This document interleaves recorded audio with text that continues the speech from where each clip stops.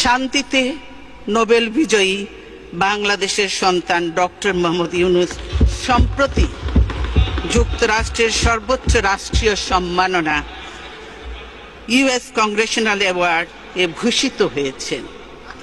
এই জন্য জাতি হিসাবে আমরা গর্বিত।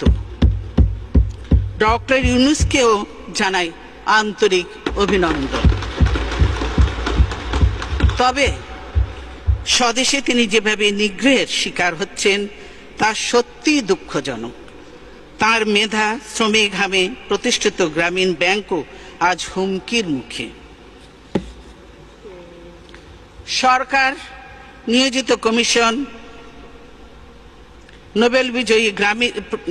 নোবেল বিজয়ী প্রতিষ্ঠান গ্রামীণ ব্যাংককে ভেঙে 19 টুকরো করার সুপারিশ করেছে। আমরা এতে স্তম্ভিত।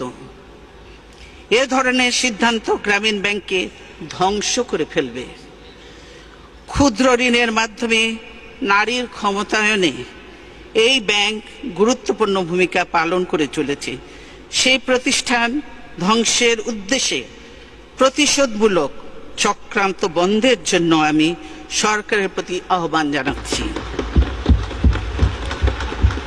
আমরা এর তীব্র বিরোধিতা করছি। দেশের মানুষ এ ধরনের হীন কার্যকলাপ মেনে নেবে না।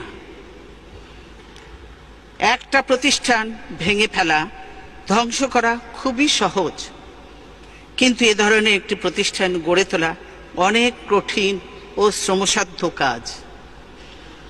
গ্রামীণ ব্যাংকের ওপর রাষ্ট্রীয় কর্তৃত্ব আরোপের অপচেষ্টা চলছে। আমরা এরও তীব্র বিরোধিতা করি।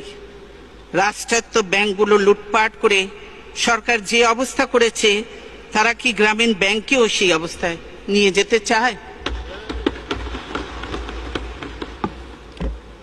আমরা ডক্টর ইউনূসের সমর্থনে এবং গ্রামীণ ব্যাংকের পক্ষে আমাদের দৃঢ় অবস্থানের কথা ব্যক্ত করছি। জাতির জন্য যারা সম্মান বয়ে আনেন, সেই কৃতি সন্তানেরা যেন দেশেও মর্যাদা পান, তা আমাদের নিশ্চিত করতে হবে।